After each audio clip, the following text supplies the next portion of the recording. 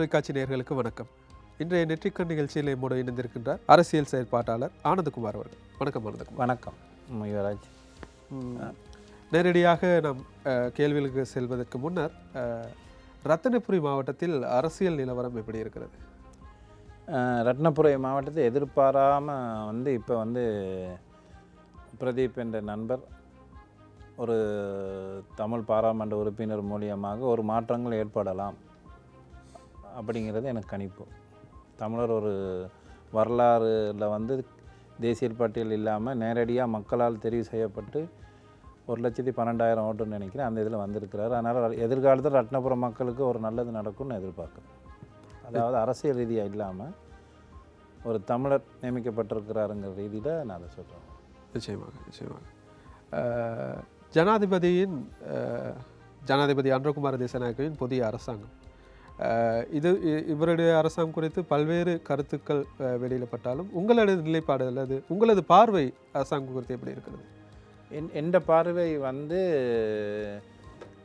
ஒரு சாதாரண ஒரு மனிதனாக நான் ஜனாதிபதி அன்றகுமார் திசாநாயக்க ஐயா பார்க்குறேன். என்னன்னு கேட்டால், இப்போ அவர் அந்த தூர நோக்கம் நான் இப்போ ஐக்கிய தேசிய கட்சியிலிருந்து விலகின பிறகு அவர் இப்போ சில விஷயங்கள் அவர் பாரம் எடுத்த பிறகு மழை வெள்ளம் நிறைய பிரச்சனைகள், அதனால் அந்த அரிசி விலைகள் கூடியிருக்கலாம், தேங்காய் விலைகள் கூடியிருக்கலாம். ஆனால் இப்போ சாதாரண ஒரு நிலைமைக்கு வந்திருக்குது. அது பொதுவாக இயற்கையின் சீற்றம். ஆனால் அது முடிஞ்ச இன்றைக்கி சேமாக்கட்டில் இன்றைக்கி வரலாறு காணாத ஒரு இது இலங்கையில் இதாகிருக்குது சேமாக்கட். அதே மாதிரி வரலாறுக்கான 20 லட்சம் உல்லாசத்துறை டூரிசம் வந்திருக்கிறாங்க.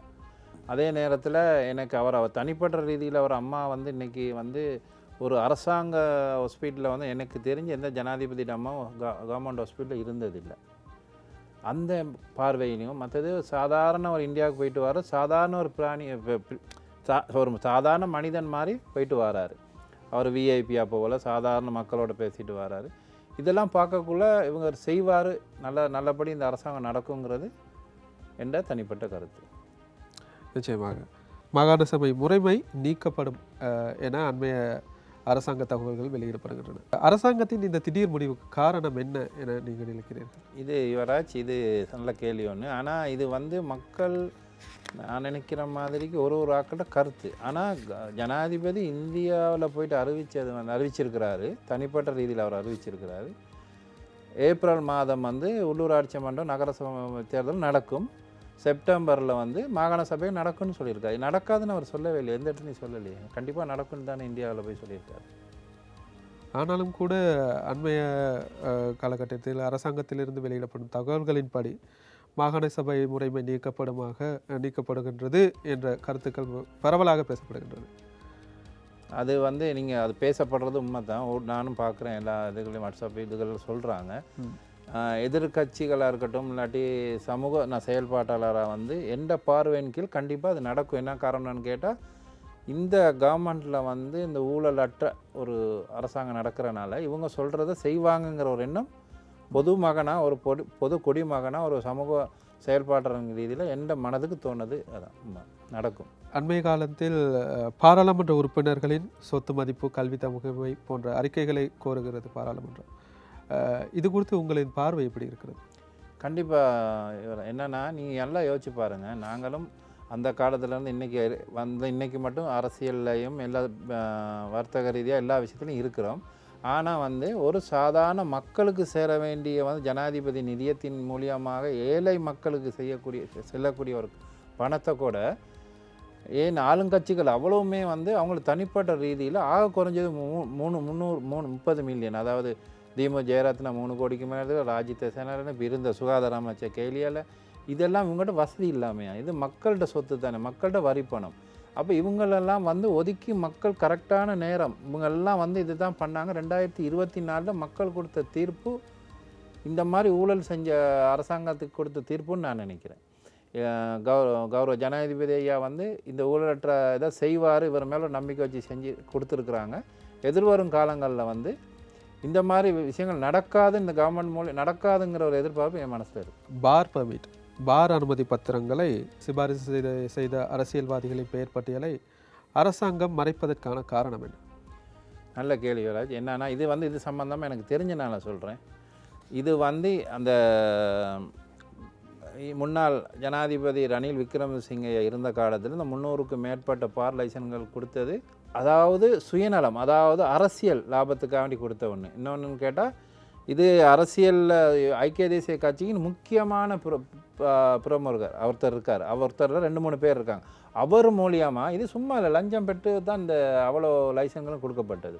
ஒன்று லஞ்சம், அப்படி இல்லைன்னா கௌரவ ஜனாதிபதி முன்னாள் ஜனாதிபதியாக இருந்த ரணில் விக்ரமசிங்கவுக்கு ஆதரவு தெரிவிக்கணும். இந்த அடிப்படையில் தான் அவங்க வந்து இந்த லைசனை கொடுத்துருக்காங்க. மக்களை பற்றிலாம் என்னமே யோசிக்கல. ஒரு பார் லைசன் கொடுக்கணுக்கு அதில் என்ன இருக்குது ஒன்றுமே. ஒரு பாராளுமன்ற உறுப்பினர் கொடுத்ததில் 190% பார் லைசன்களுக்கு ஒரு எம்பி, அதாவது பாராளுமன்ற உறுப்பினர் கையொப்பமிட்டு தான் கொடுக்கப்பட்டிருக்கு. அப்போ இவ்வளோ அந்த விஷயங்கள் அவ்வளோ கையொப்பமிட்ட பாராளுமன்ற உறுப்பினர் சும்மா பண்ணியிருக்க மாட்டாங்க. இப்போ சொல்லலாம் நாங்கள் வந்து சும்மா செஞ்சோம் மக்கள் சேவை செய்கிறதுக்கு ஒன்றும் வைன்சஸ் ஒன்றும் நல்ல விஷயம் கிடையாது. தெரிஞ்சிருக்கலாம், தெரியாமல் இருக்கலாம், அவங்க சமூக சேவை செய்யலாம். செஞ்ச தப்பை மறைக்கிறதுக்கு தான் இந்த மாதிரி அரசாங்கத்துக்கு தேவையில்லாத பேச்சுகள் சொல்லிக்கிட்டு இருக்காங்களே தவிர, ஆனால் கண்டிப்பாக என்னையை பொறுத்தவரை இந்த அரசாங்கம் வந்து இந்த பார் லைசன் யார் கொடுத்தா, யார் யார் வாங்கியிருக்காங்க, யார் மூலியமாக போணுச்சுங்கிற டீட்டெயில்ஸ் வந்து கூடிய விரைவில் வரும்னு நான் நினைக்கிறேன். நிச்சயமாக நான் மேலே குறிப்பிட்டது போன்று இந்த மாகாண சபை முறைமை ஒழிக்கப்பட வேண்டும் என்று ஜேவிபியின் பொதுச் செயலாளர் டில்வின் சில்வா அண்மையில் கருத்து வெளியிட்டிருந்தார். இது குறித்து நீங்கள் பேசியிருந்தாலும் அவரின் கருத்து தொடர்பில் நீங்கள் என்ன கூற விரும்புகிறீர்கள்? அவரின் கருத்தின்படி நான் ஒரு சமூக செயல்பாட்டாளர் அந்த இடத்துல என்ன சொல்கிறேன்னு எனக்குலாம் தெரியலை. ஆனால் ஜனாதிபதி அவர் சொன்னது நான் கேட்கல. ஆனால் ஜனாதிபதி இந்தியாவில் சொன்ன அந்த நியூஸை தான் நான் இப்போ உங்களுக்கு சொன்னேன். ஆனால் என்னையை பொறுத்தவரையில் யார் என்ன சொன்னாலும் கண்டிப்பாக நடக்கும் அப்படிங்கிற ஒரு எண்ணம் இருக்குது. அவர் எதை குறிப்பிட்டு எதை சொன்னாருங்கிறது எனக்கு சரியாக தெரியாது. ஊழல் மோசடிகளை ஒழிப்போம், வெளிக்கொணர்வோம் என கூறிய அரசு பெரிதாக எதையும் செய்யவில்லை என்று தோன்றுகிறது. இது குறித்த உங்களின் நிலைப்பாடு எப்படி இருக்கிறது? ஊழல் அட்டை இப்போ இவராக இப்போ சாதாரணமாக அந்த கவர்மெண்ட் பதவி எடுத்து எவ்வளோ நாள் சொல்லுங்கள்? கூடுதலாக 3 மாதங்கள், 3 மாதம் 2 மாதம் அந்த குறிப்பிட்ட காலத்துக்குள்ளே நிறைய விஷயங்கள் செய்ய இயலாது. சொல்லியிருக்கலாம் நாங்கள் வந்தோன்னே செய்வோம். ஆனால் அந்த அளவுக்கு செய்ய முடியாத ஒரு அரசாங்கத்துக்கு செய்கிறதுக்கு சட்டம் நீங்கள் சொன்ன மாதிரி 13ஆம் திருத்த சட்டத்தை வந்து உடனடியாக அரசாங்கத்தாலையும் வந்து அதை வந்து கேன்சல் பண்ண இயலாது. 3-2 போட்டு மாகாண சபை இல்லாமல் ஆக்கணும்னா அப்படி தான் போகணும். அந்த பலம் உங்கள்கிட்ட இருக்குது. அந்த மாதிரி இந்த கவர்மெண்ட்டுக்கு வந்து செய்யாது அப்படிங்கிறதுக்கு பார்க்க இப்போ நீங்கள் யோசிச்சு பாருங்கள், வரலாறு காணாத இன்றைக்கி முட்டையின் விலையை பாருங்கள். இன்றைக்கி வந்து 23-25 சாதாரண கொட்டையின் இல்லை, சும்மா நோமலை போட கூட்டம் 30 ரூபா. அதாவது வரலாறுலேயே முட்டை சும்மா கூடிச்சு. இப்போ இவங்க வந்த பிறகு கூடிச்சு. ஆனால் அந்த கிறிஸ்மஸ் பண்டிகை புது வருடம் வரப்போக்குள்ள என்ன சாதாரண முட்டையும் எப்படி 5-10 ரூபா கூட தான் செய்யும். அப்போ அது குறையிற நேரம் அதை பேசுகிறாங்க. இல்லை அரிசி இல்லாதவங்க சொல்லி பேசுகிறது. இப்போ வந்த சேர்மன் சொல்லியிருக்காரு உப்பு வேணுங்கிற மாதிரி இருக்குது. அப்போ அதுக்கு இம்போர்ட் பண்ண தேவையில்லைங்கிற மாதிரி புதுசாக நியமித்த நேற்று தான் நான் பார்த்தேன் அந்த நியூஸை. அப்போ அந்த மாதிரி அந்த உப்பு இல்லாத காரணம், இல்லாட்டி தேங்காய் இல்லாத காரணம் ஒன்று நம்ம பார்த்தோம். குரங்கு இடாது அதுக்குனால வருது. மற்றது என்னென்னு கேட்டால் அந்த கோட்டபாய ராஜபக்ச காலத்தில் உரம் வந்து இல்லாத அப்படி உங்களுக்கு தெரியும். 2022 உரமே இப்போ விவசாயிகளுக்கு இல்லை. அந்த நேரம் மரங்கள் நாட்டுறக்கோ தென்னை மரங்களுக்கோ அது அந்த நீங்கள் நிறுத்தமாக இன்றைக்கி அந்த தேங்காய் விலை கூடலை. அது காரணம் வந்து முன்னாள் அரசாங்கம் நாட்டின் சூழ்நிலை, அதாவது நாட்டில் உள்ள நின்று கால சூழ்நிலை, மழை, வெள்ளம், காற்று, இந்த காரணமாக தான் இந்த விலைகள் வந்து உப்பு வந்து என்னென்னு கேட்டால் அணைகிற விலையில் வந்து எல்லாமே அந்த வந்து இந்த வெள்ளத்தில் அடிபட்டு போயிடுச்சு. அதே மாதிரி தேங்காயும் அதே மாதிரி தான். அண்மையில் சபாநாயகருக்கு எதிராக அந்த கல்வி தகமை குறித்த சர்ச்சை ஒன்று எழுந்திருந்தது. அவர் பதவியும் இழந்திருந்தார். அதேபோல் ஏனைய சிலர் தொடர்பிலும் விமர்சனங்கள் உள்ளன. இந்த நிலைமையை பற்றி உங்களது கருத்து? நல்ல கேள்வி. அதாவது அது நீங்கள் சொன்ன மாதிரி அந்த ஒரு இதுன்னு அதை வந்து அவர் கல்வி தகமை வந்து சரியில்லைங்கிறனா அவர் வந்துட்டு குறிப்பிட்ட நாளைக்கு பிறகு விலகிட்டார். ஒன்று அவர் ஒத்துக்கிட்டாரா இல்லைன்னா அது சரியாக நான் வந்து என்னை வந்து கோஆர்டினேட் பண்ணிக்கிற முடியலை, அந்த ஜப்பான் அந்த அவரோட பட்டத்து சம்மந்தமாக கோஆர்டினேட் பண்ண முடியலை, தக்க சமயத்தில் வந்து நான் அதை கரெக்டான நேரத்தை கொடுக்க மாட்டோம், 3-2 பெரும்பான்மை இருந்தும் ஒரு சபாநாயகர் விலகி இருக்கார். அவர் தனிப்பட்ட விஷயம் படிக்க அது வேறு விஷயம்னு வைங்க. அந்த படிப்புக்கும் அரசியலுக்கும் எந்த சம்மந்தமும் இல்லை. ஆனால் அவர் சொல்லி அப்படி ஒரு இல்லைண்டா அது வந்து தவறு. ஆனால் அவர் ஒரு மனித நேயம், ஒரு சபாநாயகராக அவங்க கட்சியின் கொள்கையின்படி அதை வந்து எதிர்கட்சி வந்து நம்பிக்கையில் கொண்டு போனாலும் அவங்க அதை யோசிக்கலை. நாங்கள் தப்பு பண்ணியிருக்கோம் அப்படிங்கிற ஒரு இடத்துல இருக்கிறனாங்க அவங்க விலகி இருக்கிறாங்க. நீங்கள் நிரூபிக்க வேண்டிய அவங்க வர்ற காலங்களில் வந்து அவர் நிரூபிக்கலாம். அது சரியா பிள்ளையாங்கிறது வந்து பார்லிமெண்ட்டும் தீர்மானிக்கும். அதுதான் எந்த தனிப்பட்ட பதில், அது வேற ஒன்றும் இல்லை. குறிப்பாக நீங்கள் முதலில் சொன்னது போன்று அத்தியாவசிய பொருட்களின் தட்டுப்பாடு, குறிப்பாக அரிசி, தேங்காய் போன்ற அத்தியாவசிய பொருட்களின் தட்டுப்பாட்டால் இலங்கையில் பொதுவாக மலையகத்தை பொறுத்தவரை மக்கள் பெரிதும் பாதிக்கப்பட்டிருக்கின்றார்கள். இது குறித்து உங்களின் நிலைப்பாடு அல்லது நீங்கள் இதனை எவ்வாறு பார்க்கிறீர்கள்? இப்போ கண்டிப்பாக பொதுமக்களை, நானும் ஒரு மலையகத்தனுங்கிற ரீதியில் அது கண்டிப்பாக பெரிய பாதிப்பு, அதாவது தோட்டங்கள் உள்ள மக்களுக்கு பெரிய பாதிப்பு அது இல்லைன்னு சொல்ல இயலாது. ஏன்னா 300-400 ரூபா கொடுத்துலாம் வந்து மக்கள் வந்து எடுக்கிற அளவு இல்லை. அந்த மக்கள் வந்து நம்ம மலைய மக்கள் வந்து அந்த விஷயமா வந்து நேரடியாக வந்து நான் எனக்கு தெரிஞ்ச அளவுக்கு மிச்சம் கஷ்டப்பட்டுருக்குறாங்க. ஜனாதிபதி அனுரகுமாரவின் அரசாங்கம் இந்தியாவை விட சீனாவை அதிகம் சார்ந்து செயற்படுகிறது. குறிப்பாக அண்மையிலும் கூட சீன தூதுவர் வடமாகாணத்துக்கு சென்று பேட்டியெல்லாம் தந்திருந்தார். அதேபோல் இந்தியாவுக்கு சென்று வந்திருந்த அனுரகுமார் அவர்கள் அடுத்ததாக சீனாவுக்கும் செல்லவிருப்பதாக தகவல்கள் வெளியாகியிருக்கிறது. இது குறித்து உங்களின் பார்வை எப்படி இருக்கிறது? இதுவும் நான் யுவராஜ், இது என்னன்னா, இது வந்து இப்போ ஜனாதிபதி இந்தியா பெஸ்ட்டாக வந்து அப்படின்னா அவர் வந்து சைனா போயிருக்கணும். நம்ம அப்படி ஒரு தூர நோக்கத்தில் பார்க்குறதா இருந்தால் அவர் என்ன சொல்கிறாரு, இலங்கையிலேருந்து போகிற ஜனாதிபதி இந்தியாவா சைனாவாங்கிறது தேவை, நாட்டுக்கு என்ன அபிவிருத்தி நடக்கும், நாட்டுக்கு என்ன முக்கியமான விஷயங்கள் நடக்குங்கிறது தான் ஜனாதிபதி எதிர்பார்க்குறாரு நான் நினைக்கிறேன். அதனால் எதிர்காலத்தில் வந்து நாட்டுக்கு எது நல்லது நடக்கிறோம், சைனாவாக இருக்கலாம், இல்லாட்டி இந்தியாவாக இருக்கலாம், அமெரிக்காவாக இருக்கலாம், இதுகெல்லாம் வந்து இது வந்து அதாவது ஒரு ஜனாதிபதியின் மேல் திணிக்கப்படும் முட்டாள்தனமான கருத்து. அவர் வந்து அப்படி போகக்கூடிய ஒரு ஆள் இல்லைங்கிறது தனிப்பட்ட ரீதியில் நான் அவரை வந்து அப்படி போக மாட்டார். ஆனால் சைனாவா இந்தியாவான்னு பார்க்குறது இல்லை, நாட்டுக்காக வேண்டி எல்லா நாட்டுக்கும் அவர் போவார்னு நான் நினைக்கிறேன். ஆனால் சைனாவுக்கு சப்போர்ட்டாக இந்தியாவுக்கு சப்போர்ட்டாங்கிறது ஒரு பொய்யான குற்றச்சாட்டு. இல்லை, பொதுவாக நீங்கள் அப்படி கூறினாலும் ஜனாதிபதியை பொறுத்தவரையில் அவரது கட்சி சார்ந்த கொள்கைகள், பெரும்பாலான கொள்கைகள் சீனாவின் கொள்கைகளை சார்ந்ததாகவே காணப்படுகிறது. இது இப்படி பார்க்கும்போது அவர் சீனா பக்கம் செல்வதற்கான வாய்ப்புகள் இருக்கின்றதா? நல்ல கேள்வி யுவராஜ். இப்போ நீங்கள் சொன்ன மாதிரி அவர் சைனா மட்டும் இல்லை, ரஷ்யா, கொரியா எல்லாமே வந்து அவங்களோட ஒரு கொள்கை தான், ஜேபியோட கொள்கைகள் தான், புரிஞ்சுக்கிறோங்க. அப்போ அந்த கொள்கைகளுக்கு சைனாவாக இருக்கட்டும், ரஷ்யாவாக இருக்கட்டும், கொரியாவாக இருக்கட்டும், அவங்க கொள்கையில் இன்றைக்கும் அவங்க வந்து எந்த மாற்றங்கள் இருக்கா இல்லையாங்கிறது எனக்கு சரியாக சொல்ல தெரியாட்டியும் அந்த நாடுகள் அப்படியே பாருங்களேன், கொஞ்சம் அடுத்த ஒரு நாட்டுக்கு உதாரணமாக இருக்கிறாங்க. ஒரு அபிவிருத்தியாக இருக்கட்டும், முன்னேற்றமாக இருக்கட்டும், அடுத்த நாடுக்கு உதவி செய்கிற இடத்துலையா இருக்கட்டும், இல்லாட்டி அவங்க நாட்டுக்கு சம்மந்தப்பட்ட நாடுகளுடன் எது தேவை, அந்த நாடுகளுக்கு தேவை அபிவிருத்தி வேலைகளுக்கு தேவையான உதவிகளை வந்து இந்தியாவாக இருக்கட்டும், சைனாவாக இருக்கட்டும், ரஷ்யாவாக இருக்கட்டும், ஏன் கொரியாவாக இருக்கட்டும், இவங்களோட கொள்கையில் சேர்ந்தவங்க தான் அவ்வளோ பேரும். ஆனால் ஜனாதிபதி வந்து அந்த கொள்கையில் இருந்தாலும் நாட்டுக்கு நல்லது நடக்குமா இருந்தால் நல்லது தானே யுவராஜ். சிறிது மலையகத்தின் பக்கம் சென்று வரலாம் என்று நினைக்கிறேன். மலையகத்தை பொறுத்தவரை தனி வீட்டு திட்டம் என்ற கதை தொடங்கி இப்பொழுது மாடி வீட்டு திட்டம் என்ற கதை வந்து கொண்டிருக்கிறது. இந்த மாடி வீட்டு திட்டம் குறித்த பார்வை உங்களுக்கு எப்படி இருக்கிறது? இது மாடி வீட்டு திட்டங்கிறது வந்து இப்போ கொழும்பை பொறுத்தவரையில் மாடி வீட்டு திட்டங்கிறது வந்து சாதாரணமாக இடங்கள், அதாவது நமக்கு நிலப்பரப்பு குறைவாக இருக்கிறனால மாடி வீட்டு திட்டங்கள் கொழும்பு, அதாவது கொழும்பு மாகாணம், கம்பா மாவட்டம் அப்படிங்கிற இடத்துக்கு சரியாக படும். இப்போ எஸ்டேட்டை பொறுத்த வரையில் இடங்கள் நிறைய பரப்பளவு நிறைய இருக்குது. அதுக்கு தனி வீட்டு திட்டம் நல்ல எந்த பற்றி 10 பேஜஸில் வர்றது நல்ல விஷயந்தான்.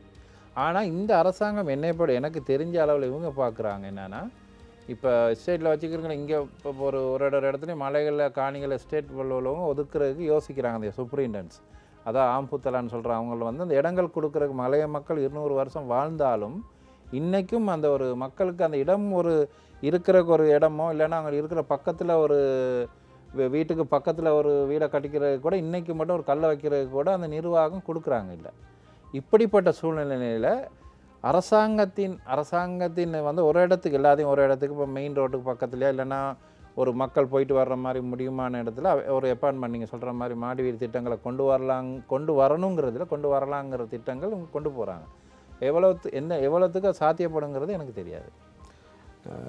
இருந்தாலும் கூட தற்போதைய நிலைப்பாட்டில் தோட்ட நிர்வாகங்கள் இந்த சம்பள பிரச்சனையை அதிகம் பேசி கொண்டிருக்கின்றது. அதாவது நீங்கள் குறிப்பிட்ட சம்பளத்தை தொகையை எங்களுக்கு நான் சம்பளமாக தர முடியாது. இவ்வாறான சூழ்நிலையில் இந்த மாடி வீட்டு திட்டம் என்று மலையகத்தில் சாத்தியப்படும் போது தோட்ட நிர்வாகங்கள் இதுக்கு ஒத்துழைக்குமா? தோட்ட நிர்வாகங்கள் ஒத்துழைக்குமாங்கிறது நம்ம சொல்ல தெரியாது யுவராஜ். ஆனால் வந்து நீங்கள் நல்லா புரிஞ்சுக்கணும், 200 வருஷமாக ஆண்ட அந்த பெரும்பான்மை கட்சிகளுடன் இருந்த சிறுபான்மை தொழிற்சங்கங்களாக இருக்கட்டும், இல்லாட்டி அது சிறுபான்மையை சேர்ந்த அமைச்சர்களாக இருக்கட்டும், இல்லாட்டி பார்லமெண்ட் உறுப்பினர்களாக இருக்கட்டும், 200 வருடமாக இந்த கதை தொடர்ந்துக்கிட்டு தான் இருக்குது. சம்பள பிரச்சனையாக இருக்கட்டும், வீட்டு பிரச்சனையாக இருக்கட்டும், இதை மட்டும் அந்த மக்களுக்கு எதுவுமே நல்லது நடந்தது கிடையாது. அப்படியே நடந்தாலும் ஒரு 5-10% தான் நடந்திருக்கு. கிட்டத்தில் பதவியேற்ற பிரதி அமைச்சர் பிரதீப் கூட கொட்டகலை தொண்டமான் இதுக்கு போகிற நேரம் அது தனிப்பட்ட ஒரு விஷயத்தில் வந்து அங்கே ஒருத்தர் வந்து அதுவும் மது போதையிலன்னு சொல்கிறாங்க, எனக்கு சரியான நியூஸ் தெரியா, வந்த நியூஸ் அது. அப்போ அவர் மக்களின் வர்ற வரி பணத்தில் வந்து சொந்த ஒரு விஷயங்களை வந்து செய்கிற அளவில் இருக்கிறாங்க. அப்போ மக்களுக்கு வந்து அங்கே வந்து சம்பளங்கள் வந்து கூடாமல் இருக்கிறதுக்கு ஒரு காரணம் என்னென்னு கேட்டால், அவங்க சுயநல அரசியல் பண்ணுறாங்களே தவிர மக்களை பற்றி யோசிக்கிறதில்ல. ஆனால் யுவராஜ் கேட்ட மாதிரி எதிர்வரும் காலங்களில் இந்த அரசாங்கம் அதே மாதிரி செய்யுமா, இல்லாட்டி அதே மாதிரி தான் அந்த மக்களுக்கு அந்த கெதியான்னு கேட்குறீங்க. என்னை பொறுத்தவரை மாற்றங்கள் வரலாம். அதே மாதிரி அஸ்வஸ்வம் அந்த கொடுக்குறாங்க அந்த காலத்து ரணில் அந்த 5000-10,000 கொடுத்ததை இப்போ இன்னொரு விஷயம் மக்களுக்கு வருமானம் வரணும். இதே நமது தோட்ட தொழிலாளர்களுக்கும் இந்த அஸ்வஸ்வமாக 15,000 கிடைக்குது. 5,000லேருந்து 15,000 கிடைக்குது. இந்த சம்பள பிரச்சனை இருந்தாலும் இப்போ 1 லட்சம் நீங்கள் சொன்ன மாதிரி 1,20,000-30,000 பேர் தான் இப்போ தோட்ட தொழிலாளர்களாக இருக்கிறாங்க. 10 லட்சம் 15 லட்சம் பேர் நம்ம மக்கள் இருந்தாலும் தொழிலாளர்களாக வந்து இன்றைக்கி இருக்கிற வந்து 1 லட்சம் 1.5 லட்சம் தான். அது மற்ற அவ்வளோ பேரும் வந்து நகரத்தில் நம்ம கொழும்பு நகரத்தில் அப்படி முக்கியமான தொழில்களில் இருக்கிறாங்க. இந்த குறிப்பிட்ட பேருக்கு தான் அந்த சம்பள பிரச்சனைகள் இருக்குது. அது நான் நினைக்கிறேன் வரும் எதிர்காலத்தில் வந்து இந்த அரசாங்கம் செய்யணுங்கிற நம்பிக்கை இருக்குது. நிச்சயமாக அவர் தோட்ட தொழிலாளர்களை பொறுத்தவரையில் அண்மை காலங்களில் சம்பள பிரச்சனை பெரிதாக பேசப்பட்டாலும் தற்போதைய நிலவரப்படி அது பெரிதாக பேசப்படவில்லை, அல்லது பெரிதாக அரசியல் களத்துக்குள் கொண்டு வரப்படவில்லை. இது குறித்து நீங்கள் பேசுவீர்களா, அல்லது நீங்கள் சுட்டி காட்டுவீர்களா? தோட்ட மக்களின் நாட்சம்பள பிரச்சனை, இந்த பிரச்சனை அண்மை காலங்களில் பெரிதாக பேசப்படவில்லை. கடந்த கால அரசாங்கத்தில் பெரிதாக பேசப்பட்டு நாட்சம்பளமாக 1,350 ரூபாய் கொடுக்கப்பட்டாலும் அதன் பிறகு வந்த அரசியல்வாதிகளோ அல்லது எம்பிக்களோ இது குறித்து பெரிதாக பேசவில்லை. கண்டிப்பாக நீங்கள் இதனை எவ்வாறு பார்க்கிறீர்கள், அல்லது நீங்கள் இது குறித்து குரல் கொடுப்பீர்களா? கண்டிப்பாக அதாவது இந்த மலைய மக்கள் இந்த அரசாங்கத்தை பொறுத்த வரையில் தமிழ் முஸ்லீம் சிங்களம் அப்படிங்கிற ஒரு இனவாதம் இல்லைன்னு தான் நான் நினைக்கிறேன். அதான் உண்மை.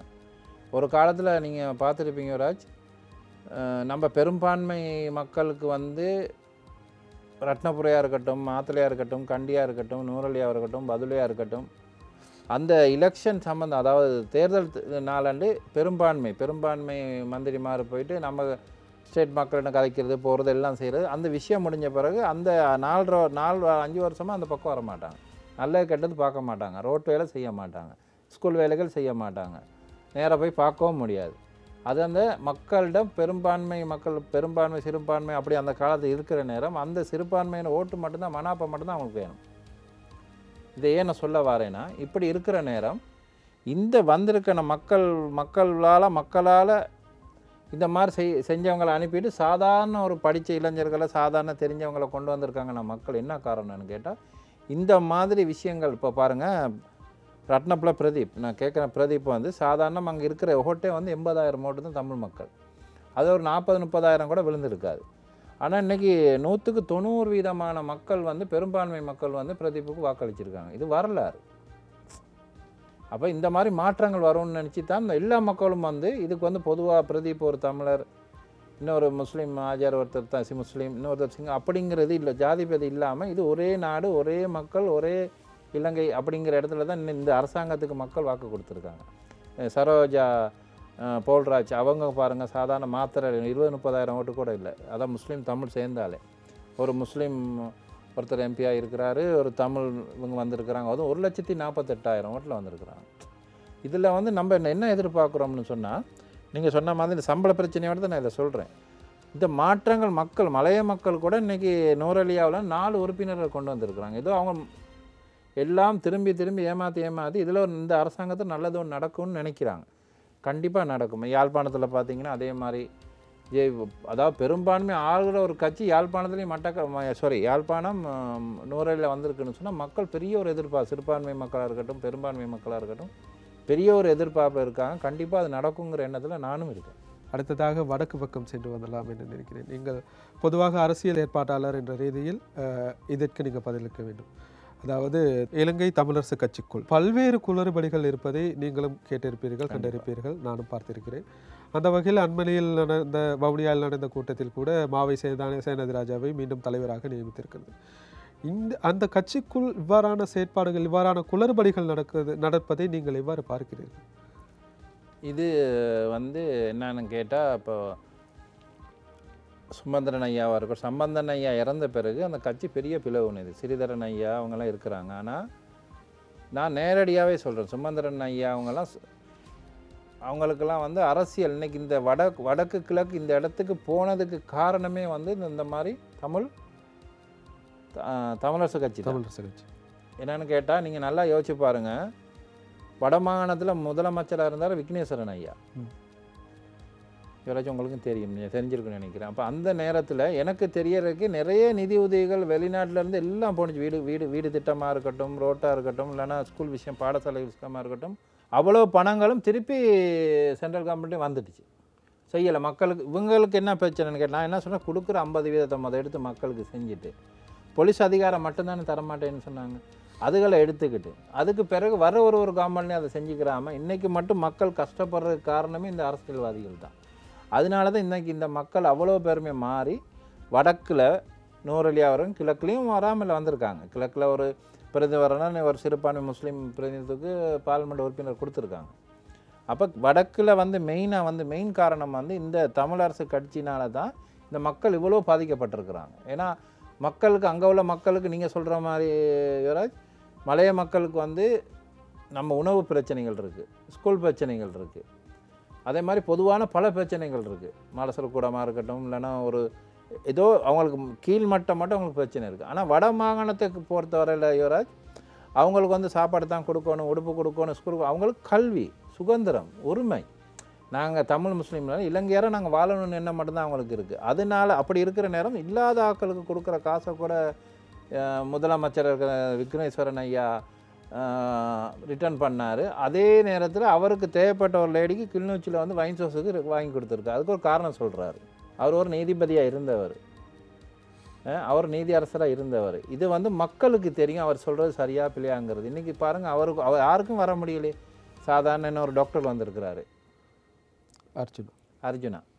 அர்ஜுனா அவர் ஒரு டாக்டராக இருந்தாலும் ஒரு மக்கள் மதித்து அந்த இடத்துக்கு கொண்டு போயிட்டாங்கன்னா ஒரு மெனஸ் இருக்குது, ஒரு டேபிள் மெனஸ்ன்னு ஒன்று இருக்குது, ஒரு நடைமுறை இருக்குது. பெரும்பான்மை சிறுபான்மையிலங்கின தேவை நடைமுறை ஒன்று இருக்குது. அதை மீறி செயல்படுற மாதிரி கூட எனக்கு விளங்குது. ஏன்னா சில விஷயங்கள் நம்ம கிடைச்ச சுதந்திரத்தை நாங்கள் திருப்பி இல்லாமல் ஆக்கிக்கிற கூடாதுங்கிற எண்ணம் தான் ஏனம். இல்லாட்டி அவர் தனிப்பட்ட பார்லிமெண்ட் உறுப்பினராக நியமித்து அந்த சாவு கட்சியாக இருக்கட்டும், வடமாகாணத்தை சேர்ந்தவங்களாக இருக்கட்டும் யோசிக்கணும். நான் சொல்கிறேன், அவர் பக்கத்தில் இருக்கிறவருக்கு அவருக்கு ஒரு அறிவுரையை சொல்லி மக்களுக்காக வேண்டி மட்டும் அவர் தனிப்பட்ட விஷயங்களோ அது நமக்கு என்ன பேச தேவை, தனிப்பட்ட விஷயங்களுக்கு தேவையும் இல்லை. ஏன்னா ஒரு தமிழராக இல்லாட்டி ஒரு சிங்களராக முஸ்லீமாக ஒரு பார்லிமெண்ட் நடைமுறைக்கு ஏற்ற மாதிரி நடந்துக்கிறோம். அந்த நடைமுறையை மீறப்போகல அவருக்கு மட்டும் இல்லை, அந்த வாக்கு போட்ட மக்களுக்கும் சரியில்லை. அதனால் அது அவருக்கு நான் தனிப்பட்ட ரீதியில் எதையும் சிந்தித்து செயல்படணுங்கிறது என் தாழ்மையான கருத்து, தனிப்பட்ட விருப்பமும் கூட. ஆம் நேயர்களே, தொடர்ந்து பேசுவோம் சிறிய இடைவேளைக்கு பின்னர். மீண்டும் நெற்றிக்க நிகழ்ச்சியில் இணைந்து கொள்வோம். அமிர்தா மற்றும் தமிழன் பத்திரிகையோடு இணைந்து நீங்களும் திருப்பதி செல்ல வேண்டுமா? திரையில் தெரியும் இந்த கூப்பனை நிரப்பி திருமாலை தரிசிக்கும் வாய்ப்பை நீங்களும் பெற்றிடுங்கள். மேலதிக விவரங்கள் தமிழன் பத்திரிகைகள். மீண்டும் நேற்றுக்கல் நிகழ்ச்சிக்கு உங்களை அன்போடு அழைக்கின்றோம். இன்றைய நேற்றுக்கல் நிகழ்ச்சியில் நம்மோடு இணைந்திருக்கின்றார் அரசியல் செயற்பாட்டாளர் ஆனந்தகுமார் அவர்கள். தொடர்ந்து பேசுவோம். ஆனந்தகுமார், இப்பொழுது மலையகத்தை பற்றி நாங்கள் பேசிக்கொண்டிருக்கும் வேளையில் சம்பள பிரச்சனையை அடுத்து மக்களுக்கு இருக்க அடுத்த பிரச்சனை காணி பிரச்சனை. ஒரு சில அரசியல்வாதிகள் அல்லது ஒரு சில அரசியல் பிரமுகர்கள் 7 பேட்ச் காணி தருவதாகவும் ஒரு சிலர் 10 பேட்ச் காணி தருவதாகவும் கூறிக்கொண்டிருக்கிறார்கள். இது சாத்தியமா? அல்லது மலைய மக்களுக்கு எப்படி காணி கிடைக்குமா? அல்லது எப்போது காணி கிடைக்கும்? நல்ல கேள்வி. அதாவது மலைய மக்களுக்கு வந்து இப்போ அதாவது ரணில் விக்ரமசிங்க ஐயா காலத்தில் பிரதமர் வந்து மைத்திரி இருந்த நேரம் 7 பேஜஸ் காணியும் திகாம்பரம் ஐயா வந்து அந்த சம்பந்தமான அமைச்சில் இருந்த நேரம் 7 பேஜஸ் வந்து அவங்களுக்கு காணியும் ஒப்பும் கொடுக்குற மாதிரி தான் இருந்துச்சு. அதுக்கு பிறகு இந்த வந்த கவர்மெண்ட்டால் திருப்பி 10 பேஜும் வீடு திட்டங்களும் நான் நினைக்கிற மாதிரிக்கு கௌரவ திகாம்பரம் ஐயா மினிஸ்டராக இருக்கிற நேரம் வந்து 9 லட்சம் 12 லட்சத்துக்குள்ளே வந்து இந்தியன் கவர்மெண்ட் வந்து அது சம்மந்தமாக வந்து அது பணம் ஒதுக்கியிருந்தாங்க.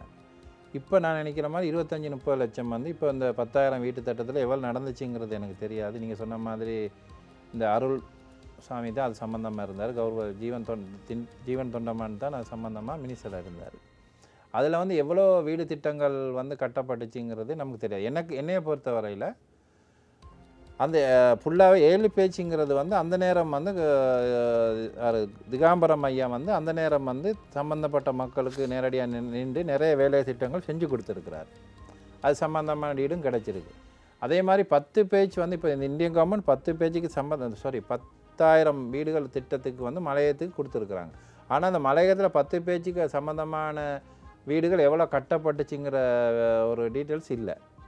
இன்னும் மட்டும் எனக்கு தெரியல.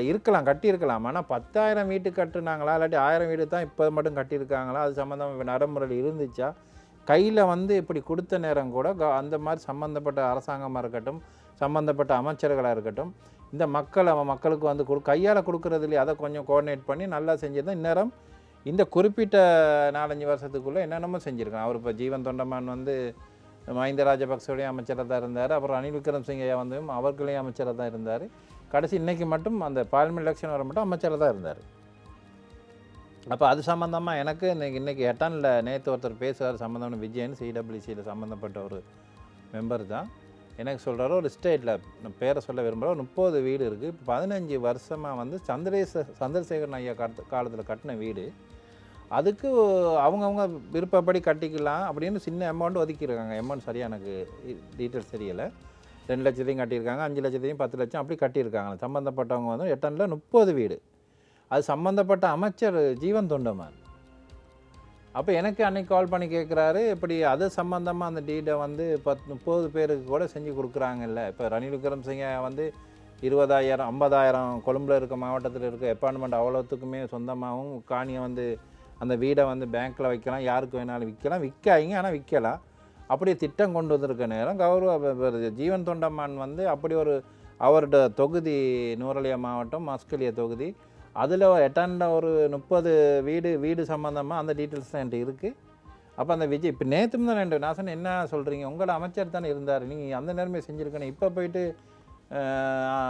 இந்த அரசாங்கத்தில் எதுவும் செஞ்சு தரலுமான்னு என்ன கேட்குறாரு. எனக்கு இது வெக்கமாகவும் இருக்குது, வேதனையாகவும் இருக்குது. இது சம்மந்தமான டீட்டெயில்ஸ் என்கிட்ட இருக்குது. அப்போ நீங்கள் இந்த ஒரு சின்ன விஷயமே வந்து மலைய மக்களுக்கு சந்திரசன் காலத்தில் 90 அந்த காலத்தில் அவர் அமைச்சராக இருக்க நேரம் கொடுத்த வீடு திட்டங்களுக்கான இதை கூட இன்னும் மட்டும் கொடுக்கலன்னா இவங்களாம் இனிமேல் வந்து எந்த டைமில் கொடுக்க போகிறாங்கன்னு சொல்லுங்கள், கொடுக்க மாட்டாங்க. இது உட்காந்து பார்த்தா தான் செய்யலாம் தான் அரசாங்கத்தில் ஒரு அமைச்சர் சம்மந்தமாக கேள்வி, இது உட்காந்து அந்த இடத்துல இருந்தால் தான் செய்யலாம், அதுக்கு இப்போ இல்லைன்னா செய்ய முடியாத எப்படிங்கிறத யோசிக்கணுங்கிறதெல்லாம் ஒரு கதை. 200 வருஷமாக பண்ணியாச்சு தானே, 200 வருஷமாக அந்த மக்கள் திரும்பி ஏமாற்ற இயலாது, சரித்தானே. அப்போ அந்த ஒரு காலத்தில் இப்போ ஜீவன் ஆறுமன் தொண்டமாயாக இருக்கட்டும், சௌமிய தொண்டமாக இருக்கும், அவங்கள ஏதோ குறிப்பிட்ட காலத்தை செஞ்சுருக்காங்க, இல்லைன்னு சொல்ல இயலாது. சந்திரசேகரன் நடைமுறைகள் அப்படி ஒரு கொள்கையில் சந்திரசேகரன் ஐயா செஞ்சாருன்னா ஆறுமன் தொண்டமா அதை வந்து ஆறுமன் தொண்டமான ஐயா வந்து வேறு விதத்துக்கு கொண்டு போய் அப்பார்ட்மெண்ட் அவர் தானே செஞ்சார். வீட்டு மாடி திட்டங்கள் கொண்டு வந்ததே அவர் தானே முதல்ல. அது நடைமுறைக்கு வந்ததுக்கு எப்படி என்ன நடந்துச்சுன்னு மலைய மக்களுக்கு தெரியும்.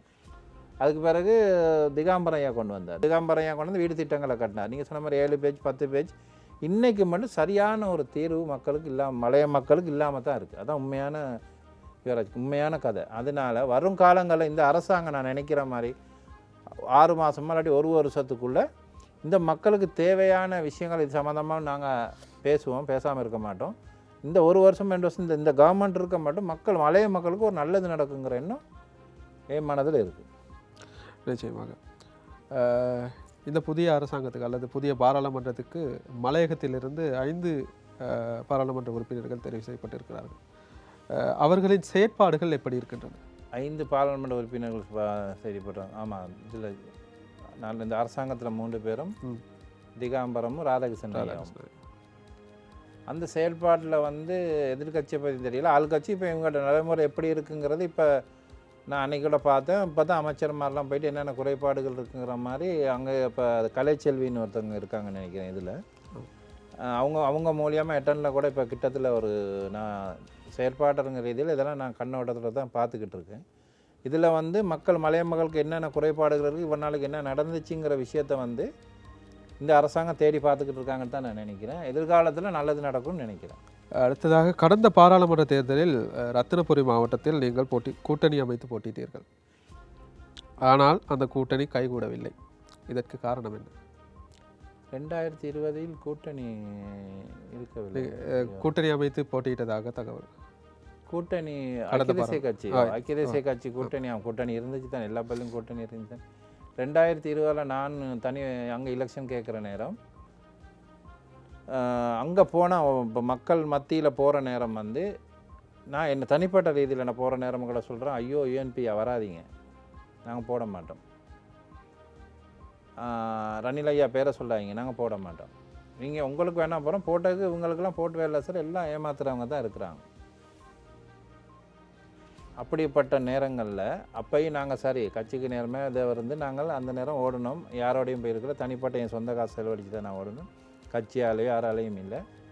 அப்படியே மக்களுக்கு ரத்னபுரம் மாவட்டத்துக்கு நீங்கள் நம்புவீங்களோ யுவராஜ் தெரியாது, எலெக்ஷன் கேட்டு எலெக்ஷனில் தோல்வி தான். எலெக்ஷனில் வர முடியாட்டியும் மக்கள் மனசில் நான் இருக்கிற அளவுக்கு அங்கே வேலை திட்டங்கள் செஞ்சுருக்கிறேன். அதே மாதிரி கோயிலுக்கு சம்மந்தமான இது கொடுத்துருக்கோம், ஒவ்வொரு வீட்டுகளுக்கும் தண்ணி டேங்க் கொடுத்துருக்குறேன். அங்கே பாம் கார்டனில் இருக்கார் இப்போ சிவபாலன், இவர் மூலியமாக அப்போ நிறைய செஞ்சுருக்கிறோம். அதே மாதிரி ரக்வானையில் டீச்சர்ஸ் மார்க் கால் பண்ணி நிறைய விஷயங்கள் செஞ்சுருக்கோம். இதெல்லாம் முடிஞ்சு கொரோனா நேரம் வந்து பார்லிமெண்ட் எலெக்ஷன் முடிஞ்ச பிறகு இப்போ எல்லாம் சொன்னாங்க, பார்லிமெண்ட் தோற்ற நம்ம மக்களுக்கு ஏதோ செய்யணுமே, எனக்கு ஒரு ஓட்டு போட்டாங்க தானே. அப்போ எனக்கு கால் பண்ணி சொன்னாங்க, சார் இப்படி இருக்குது எல்லாம் வந்து வீட்டில் வந்து இந்த கொரோனா நேரம் வந்து இருக்க பிளாக்கா பொலஸ்கா இதை பிடுங்கி வெட்டி செஞ்சுட்டாங்க. இப்போ அது கூட இல்லை, ஒரு 2-3 நாளாக பட்னியில் கிடக்குறாங்க, சின்ன குழந்தைலாம் இருக்குது. சார் டீச்சர் என்ன செய்யணும்? ரக்வானில் டீச்சர் ஒன்று பேசினாங்க, இல்லை ஐயா என்ன சரி கொடுக்கணும், பாவம் தானே அப்படின்னு.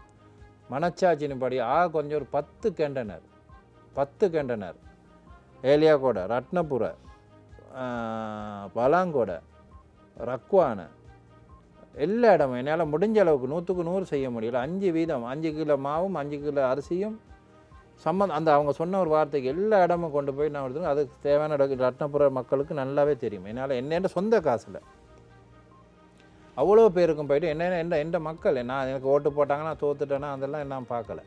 பசியில் இருக்க நேரம் உதவணுங்கிற எண்ணம் நமக்கு இருந்துச்சு, அரசியல் ரீதியாலாம் இல்லை. அந்த மாதிரிலாம் செஞ்சும் அவ்வளோ எல்லாம் முடிஞ்சும் வந்து அதுக்கு எனக்கு ருவான் விஜயவர்தனை வந்து தனிப்பட்ட ரீதியில் வந்து எனக்கு அந்த போகிற வாரத்துக்கு பாஸ் அந்த நேரம் அந்த எல்லைகள் மாறி போவே இல்லாதுன்னு, அதனால தனிப்பட்ட மாதிரி நான் போயிட்டு மக்களுக்கு அதில் வந்து மனோகணேசன் கட்சியில் உள்ள மந்திரிமாரும் கொடுத்தேன், யூஎன்பியில் உள்ளவருக்கும் கொடுத்தேன், சஜித்தில் உள்ளவருக்கும் கொடுத்தேன். அப்படிலாம் இல்லை, எல்லாரையும் கூப்பிட்டு வச்சு தான் நான் கொடுத்தேன், அந்த மக்களுக்கு கொடுத்தேன். அதில் வந்து அரசியல் வந்து அந்த இடத்துல நான் எடுக்கவே இல்லை.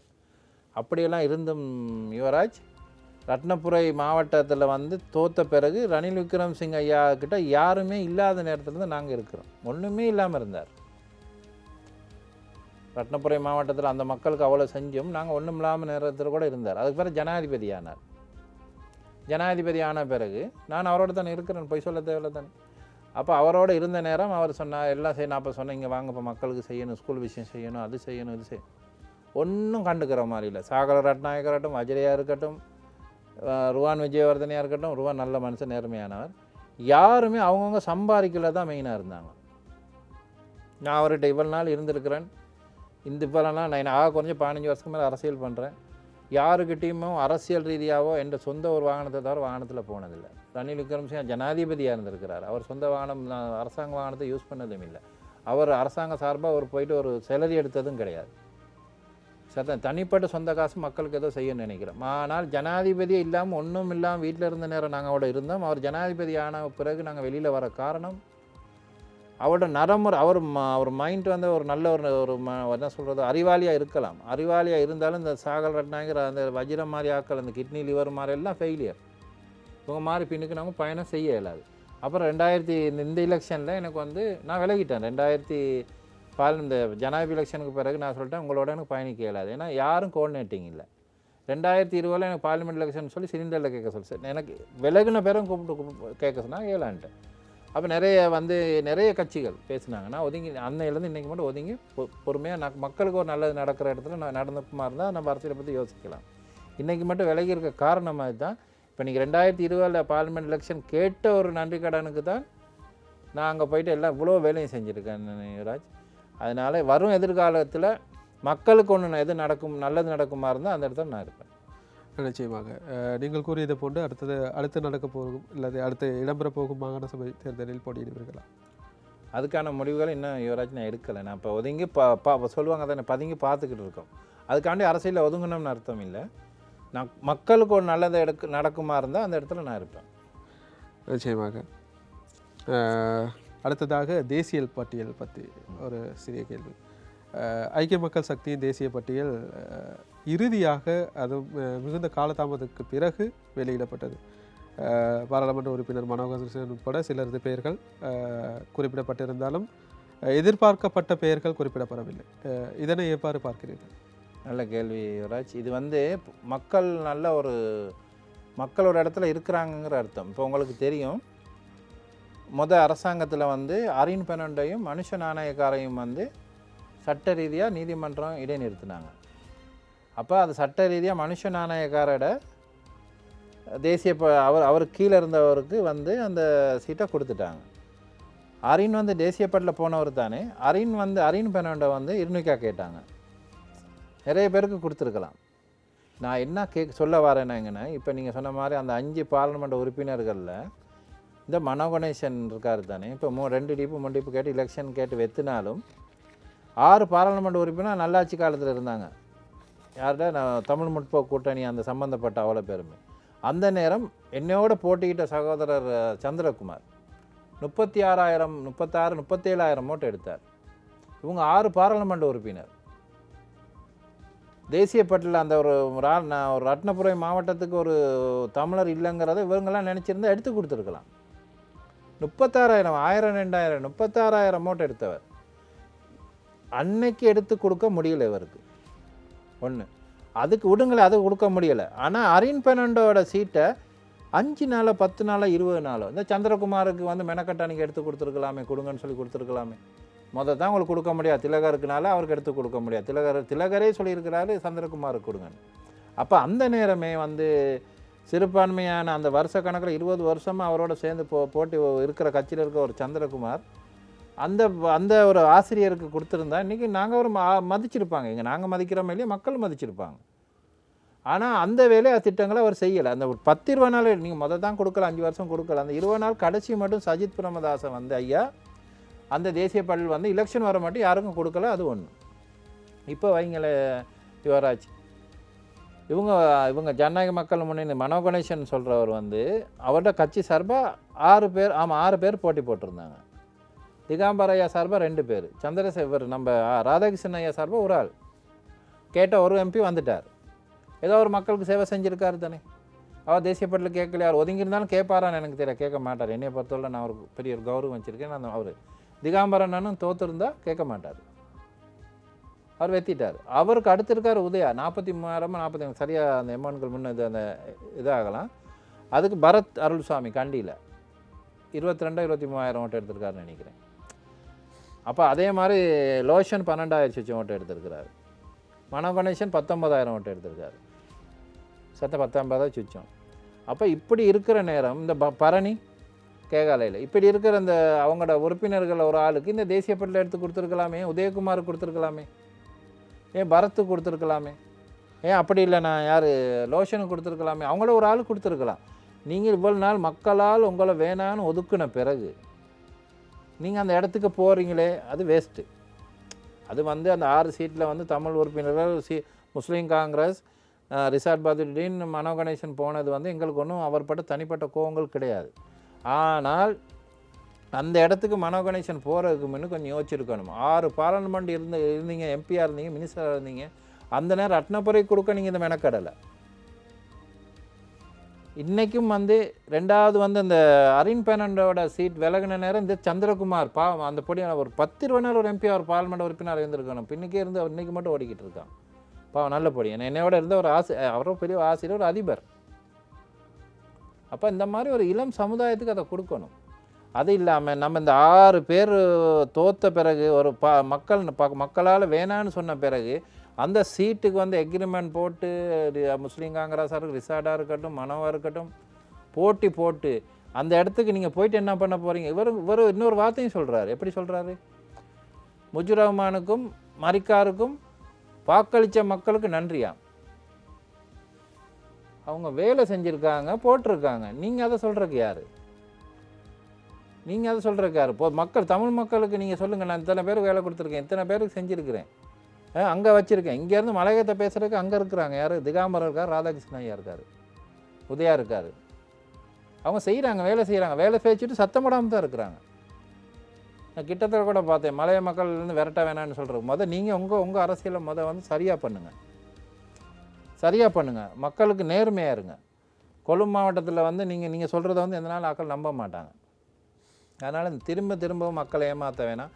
நீங்கள் வந்து புதுசாக வந்து இப்போ யார் நம்ம ஜனகன், குமரகுருபரன், குகவரதன், இதெல்லாம் உதாரணம். நான் அவங்களாம் சொல்லி முடிச்சிட்டாங்க, நான் சொல்ல வேண்டிய அவசியம் இல்லை. புதுசாக ஒரு நம்ம கதாநாயகன் மாதிரி ஒரு எலெக்ஷனுக்கு ஒரு ஆளை இறக்கி அவர் அந்த யாழ்ப்பாணம் மக்களோட வாக்கு எடுக்கிறதுக்கு இப்படிப்பட்ட மக்களை அவர் ஏமாற்றிடுவார். வேணியன் ஐயா நகரசபையில் இருந்தார் ஒரு வயசு. அவர் ஒரு நேர்மையான மனிதன். அந்த மனிதன் இறந்தது காரணமே பல பேர் இருக்காங்க. அப்போ சில விஷயங்கள் அரசியலில் வந்து நீங்கள் நினச்சிக்கிற கூடாது, நீங்கள் செய்கிறது தான் சரின்ட்டு.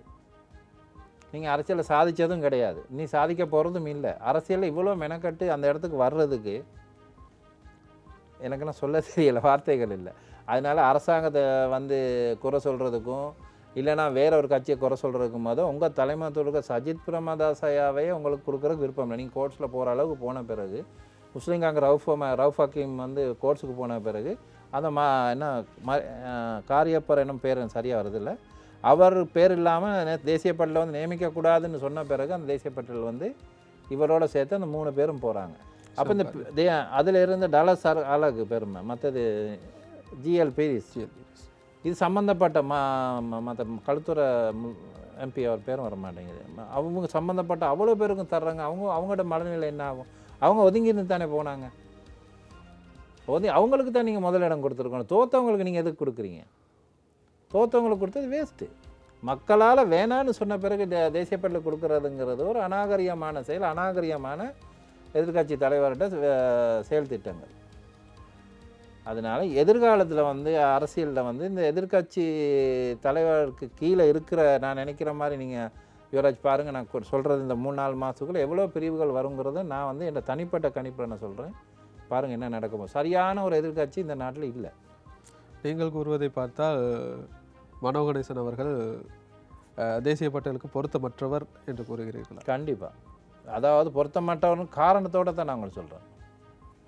அதான் நான் உங்களுக்கு சொன்னேன். நான் இப்போ உங்களுக்கு திருப்பியும் சொல்கிறேன். திருப்பியும் அந்த அதாவது 2015-2019 ஒரு ஆட்சியில் அவங்க வந்து 6 பாராளுமன்ற உறுப்பினர் இருந்தார் தமிழ் முற்போக்கு கூட்டணியில், 2 கேபினட் மினிஸ்டர், ஒரு ராஜாங்க அமைச்சர். இதில் அந்த தேசிய பட்டியலில் இதே மெனக்கட்டு எடுத்துக்கொண்டு சந்திரகுமாருக்கு 100% எடுத்து கொடுத்துருக்கலாம் முடியாதுன்னு சொல்கிறேன். சரி, அதை மிஸ் ஆகிச்சு விடுங்களேன் யுவராஜ். கடைசி நேரம் அரின் பெர்னாண்டோட அந்த அரின் பெர்னாண்டோட வந்து சீட் கடைசி மட்டும் யுவராஜ் பாருங்கள் காருக்குமே கொடுக்காம போச்சு. இர்னிகாடையும் அவங்களோட தனிப்பட்ட விஷயங்கள் வேறு. இர்னிகா கொடுக்கக்கூடாதுங்கிறது அந்த அரசியல் ரீதியாக வந்து அதுக்கு ஒரு சக்திமற்ற ஒரு தலைவர் தான் சஜித். அது இரு டிவியோட ஒரு சம்பந்தம்னு நான் நினைக்கிறேன், தனிப்பட்ட இதில் கேள்விப்பட்ட அளவில். என்னமோ அவங்க கொடுக்க கூட கடைசி நான் சொன்னேன், இந்த பாருங்கள் இந்த தேசிய பட்டியல் யாருக்கும் கொடுக்க மாட்டார் சஜித். அதே மாதிரி நடந்துச்சு. நான் சொன்னேன் சந்திரகுமார் நீங்கள் கேளுங்க, அடித்து கேளுங்க, அவங்களுக்கு எடுக்க சொல்லி அந்த மெனக்கட்டை அன்றைக்கி எடுத்து கொடுத்துருக்கலாமே. ஒரு 10 நாள் செய்யலை. இன்றைக்கி 6 மெம்பர்ஸும் தோற்று, 6 மெம்பர்ஸும் உங்களை மக்கள் வேணாங்கிறாங்க, திருப்பி என்னதுக்கு நீங்கள் தேசிய பட்டியலில் பாருங்கள். நீங்கள் ஒரு பெரிய மனிதன், ஒரு தலைவர், நல்ல மனுஷன், நாட்டுக்கு நல்லவன், இல்லாட்டி நம்ம தமிழ் மக்களுக்கு ஒரு பெருமையானவர், நான் எனக்கு எந்த ஆசை பாசமும் இல்லை, நான் எதுவுமே எதிர்பார்க்கலன்னு சொன்னால் சாதாரண உங்களோட கேட்டு 6 பேர் ஒரு ஆள் கொடுத்துருக்கலாமே. அது பெருமையாக இருந்திருக்கு. கொலை மாவட்டத்துக்கு ஒரு எம்பியான லோஷனுக்கு கொடுத்துருக்கலாமே. படித்த இளைஞன் இவரை நம்பி வந்தவர். அப்போ அவருக்கு கொடுத்துருக்கலாம். மக்கள் அவரோட வந்து அவ்வளோ ஜனகன் உட்பட குமரகுருபரன் குகவரதன் இப்போ அடுத்து லோஷன். இந்த லோஷனுக்கு கொடுத்துருந்தா கூட கொழுமாடு ஒரு பிரதிநிதித்தானே வேணும். யூத்துக்கு கொடுங்க, இளைஞர் சமுதாயத்துக்கு கொடுங்க. அதை செய்யாமல் இது பொருத்தமற்றவர் தான் நான் என்ன தனிப்பட்ட கருத்து. நிச்சயமாக நிகழ்ச்சியின் இறுதி கட்டத்துக்கு வந்துள்ளோம். என்னுடைய இறுதி கேள்வி, அரசியல் செயற்பாட்டாளர் என்ற ரீதியில் நீங்கள் மக்களுக்கு கூற விளைவது என்ன? நான் மக்களுக்கு அரசியல் செயற்பாட்டாளர் ரீதியில் இவரை சொல்ல வேண்டியது என்னென்னா, இந்த நாங்கள் மலைய மக்களை தான் நான் அதில் எடுத்துக்கு வரேன். மலைய கொழும்புல வாழ்கிற கொழும்புலையும் வாழ்கிற மலைய மக்கள் நிறைய பேர் இருக்கிறாங்க. அதே மாதிரி மலையகத்தில் நிறைய பேர் வாழ்கிறாங்க. நான் சொன்ன மாதிரி இவரை 15 லட்சம் பேர் நம்ம மக்கள் வாழ்கிறாங்க, மலையக தமிழர்கள் வாழ்கிறாங்க. அது வந்து பறந்து எல்லா இடமும் வாழ்கிறாங்க. அதில் வந்து கொழும்பு மாவட்டத்தில் வந்து அது கூட வந்து நல்ல ஒரு பிஸ்னஸ் வர்த்தகராக நிறைய பேர் இருக்கிறாங்க. ஆனால் மலைய மாவட்டத்தில் நான் சொன்ன மாதிரி 1,30,000 1,50,000 தான் மலைய மக்கள் இந்த தொழிலாளர்கள் இருக்கிறாங்க. இந்த மக்களுக்கு இவராச்சு நீங்கள் உங்களுக்கு சொன்ன இந்த மக்கள் நம்ம நினைக்கிற ஒரு ஆத்திரமாகவும் இருக்குது, கோபமாகவும் இருக்குது. இந்த தொழிலாளர் காங்கிரஸாக இருக்கட்டும், தமிழ் கூட்டணியாக இருக்கட்டும், ஏன் பல கட்சி மலைய மக்கள் முன்னணியாக இருக்கட்டும், நீங்கள் அந்த நேரத்தில் வந்து பாருங்கள், சொல்கிற வார்த்தைகள் மட்டும்தான். சில விஷயங்கள் வந்து நான் சொன்னேன். திகாம்பரனா இன்னைக்கு கூட நான் அவரை வந்து தனிப்பட்ட ரீதியில் அவரை ஆதரிக்கிறோங்கிறதுக்குள்ள என்ன மனச்சாட்சியின்படி அவர் வேலை செஞ்சுருக்கார். அதே மாதிரி ஆரம்பந்தொண்டமான்னு செஞ்சிருக்கார், சந்திரசேகரன் செஞ்சு. ஆனால் சரியான இப்போ 100 பேர் இருக்க நேரம் 10 பேருக்கு வீடை கட்டி கொடுத்து சரி வர 90 பேருக்கு வேலை நடக்கலை. அதில் எல்லாம் மிஞ்சி ஒரு திகாம்பரம் ஐயா வந்து ஒரு அளவுக்கு வேலை செஞ்சுருக்கார். அவர் குறை சொல்ல இயலாது. அவர் தனிப்பட்ட விஷயம் நான் சொல்ல வரல. அரசியல் ரீதியாக அந்த மனுஷன் அவர் சொந்த காசை கூட இழந்திருக்கார், அரசியல் ரீதியாக இழந்திருக்கிறார். இன்றைக்கி மக்களுக்கு செய்கிறார். அதனால தான் இன்றைக்கி இவ்வளோ பிரச்சனையும் அவர் முதலிடம் வந்திருக்கிறார் நுவரெலியா மாவட்டத்தில். அவருக்கு சார்பாங்கிறது இல்லை, மக்கள் சொல்கிறது தான் நான் உங்களுக்கு சொல்கிறேன். அப்போ அதனால் இந்த கொழும்பு மாவட்டத்தை வச்சுக்கிறீங்களா, கொழும்பு மாவட்டத்தில் இன்றைக்கி வந்து 2000 அந்த போலீஸ் கேஸ் நேரம் பேசினே வச்சேங்கிறதுக்கு அதெல்லாம் இப்போ இல்லை. அந்த நேரம் வந்து போராடினவனுக்கு தான் உண்மையான பிரச்சனை அங்கே தெரியும். இன்றைக்கி சுதந்திர கட்சியில் மைத்திரிபால சிறிசேனா வந்து மனோகணேசனுக்கு கொடுத்த அமைச்சில் வந்து இந்த காணாமாக்கப்பட்டவர்களும் இருந்துச்சு. காணாமாக்கப்பட்ட மினிஸ்டர் திருப்பி சிறிசேனா ஜனாதிபதி கௌரவ சிறிசேனா அவர் மைத்திரிபால சிறிசேனைக்கிட்டே ஒப்படைச்சிட்டு மக்களுக்குன்னு போராடி இப்படிலாம் சொல்லிவிட்டு அந்த பதவி வர நேரம் நீங்கள் பார்த்துருக்கலாமே என்ன நடந்துச்சு, அந்த மக்களுக்கு என்ன நடந்துச்சு தேடி பார்த்து அதுக்கு தீர்வு ஒன்று கொடுத்துருக்கலாமே. நீங்கள் உண்மையான ஒரு தமிழ் பற்று இருந்திருந்தா செய்யலையே. அதனால் இன்றைக்கி கொழும்புல உள்ள மக்கள் அவ்வளோ பேருக்கும் தெரியும், சுயநல அரசியல் பண்ணக்கூடாது. சுயநல அரசியல் இல்லாமல் கொழும்பாக இருக்கட்டும், இல்லை இலங்கையில் எங்கே வேணாலும் இருக்கட்டும், நல்ல ஒரு அரசியல். இப்போ நான் நினைக்கிறேன் இந்த கவர்மெண்ட் வந்திருக்குது. இந்த கவர்மெண்ட்டை நீங்கள் சொன்ன மாதிரி 1 வருஷம் 2 வருஷத்துக்கு பிறகு நல்லது நடக்கலாம், மக்கள் பெரிய எதிர்பார்ப்போட ஊழலற்ற ஆட்சி நடக்கும் அப்படிங்கிற இடத்துக்கு இருக்கிறாங்க. இப்போ நீங்கள் சொன்ன மாதிரி திருப்பி நாங்கள் மக்களை ஏமாற்றி வரணுங்கிறத விட்டுட்டு அவங்கவுங்க வீட்டில் போயிட்டு இருக்கிறது தான் நல்லோம். வரும் சமுதாயத்தில் யாராக இருந்தாலும் சரி, வரும் இளைஞர்களுக்கு இடம் கொடுத்து, படித்தவர்களுக்கு இடம் கொடுத்து, மலைய மக்களுக்கு ஏதோ உண்மையாக நேர்மையாக செய்யணும் அப்படிங்கிற மக்களுக்கும் நம்ம மலைய மக்களுக்கு நல்லது நடக்கணும் அப்படிங்கிற ஒரு இடத்துல நானும் இருக்கிறேன். எந்த செயல்பாடும் அப்படி தான் இருக்கும். தமிழர்கள் முஸ்லீம் சிங்களங்கிறது இல்லைங்க நம்ம. ஏன்னா சிங்கள மக்களுக்கு நேர்மையாக செய்கிறதுக்கு நிறைய அரசியல்வாதிகள் இருக்காங்க, முஸ்லீம் மக்களுக்கு செய்கிறதுக்கு முஸ்லீம் அரசியல்வாதிகள் நிறைய பேர் இருக்காங்க. தமிழ் மக்களுக்கு வடக்காக இருக்கட்டும், மலையகமாக இருக்கட்டும், கிழக்காக இருக்கட்டும், சரியாக இன்னைக்கு மட்டும் அந்த மக்களுக்கு எதுவுமே நல்லது நடக்கலை. எதிர்காலத்தில் இந்த அரசாங்கம் நல்லது செய்யணும் என்ற எதிர்பார்ப்பில் நான் இருக்கிறேன். எதிர்வரும் காலங்கள்லையும் வரும் பார்லமெண்ட் உறுப்பினராக இருக்கட்டும், நகர சபையாக இருக்கட்டும், பிரதேச சபையாக இருக்கட்டும், அவங்கவுங்க மக்களுக்கு நல்லது செய்யணும். இந்த நாட்டின் மக்கள், நாங்கள் தமிழ் முஸ்லீம் சிங்களம்னுங்க நான் வந்து பிரித்து பேசலை. அவங்கவுங்க மக்களுக்கு அவங்களுக்கு இருக்காங்க. இப்போ நான் உதாரணத்துக்கு ஒரு சொன்ன மாதிரி மனோகணேசனுக்கு இது போட்டால் அவரோட பின்னுக்கு இருக்கிற பிரியாணி குணரட்னைக்கு தேசிய பட்டியல். அப்போ நல்லா யோசிச்சு பாருங்கள்.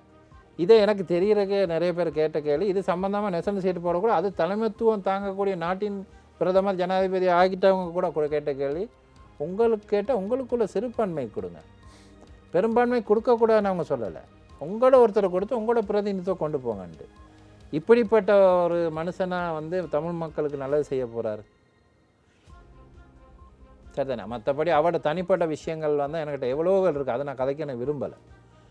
அது சம்மந்தமாக அதை பற்றி பேசுகிறதுல எனக்கு ஐடியா கிடையாது. நான் பொதுவாக சொல்கிறேன், மக்களுக்கு நல்லது செய்கிறதா இருந்தால் செய்யுங்க, இல்லாட்டி ஒதுங்கி இன்னொரு உங்களோட பின்னுக்கு இருக்க யூத்துக்கு லோசனுக்கோ இல்லை யாருக்கோ ஒரு ஆளுக்கு கொடுத்துட்டு நீங்கள் அரசியலேருந்து விடைபெறுறது தான் நல்லதுன்னு நான் நினைக்கிறேன். அது எந்த தனிப்பட்ட ரீதியில் மக்களுக்கு நல்லது நடக்கிற நானாக இருந்தாலும் மக்களுக்கு நல்லது செய்யலைன்னா நான் ஒதுங்கி இருக்கிறது தான். அதனால் தனிப்பட்ட வயசில் எந்த தனிப்பட்ட வேண்டுகோள் என்னென்னா, எதிர்வரும் காலங்களில் வந்து ஒரு செயல்பாட்டாளராக வந்து மக்களுக்கு ஒரு நல்ல நடக்குதுமா இருந்தால் அது சம்பந்தமான அந்த இடத்துல நான் இருப்பேன். ஆம் நேயர்களே, இன்றைய நெற்றிக்கல் நிகழ்ச்சியில் நம்மோடு இணைந்திருந்தார் அரசியல் செயற்பாட்டாளர் ஆனந்தகுமார் அவர்கள். மீண்டும் ஒரு நெற்றிக்கல் நிகழ்ச்சியில் சந்திக்கும் வரை உங்களிடமிருந்து விடைபெறுவது யுவராஜ். நன்றி, வணக்கம். தமிழ் பேசும் மக்களின் கருத்துரிமை காவலன், தனித்துவமான பாதையில் உண்மை தன்மையில் நம்பகமான பத்திரிகையாக உங்கள் தமிழன் பத்திரிகை. நாளாந்த மற்றும் வாராந்த வெளியீடாக உங்கள் கைகளில். பிரதிகளுக்கு முந்துங்கள்.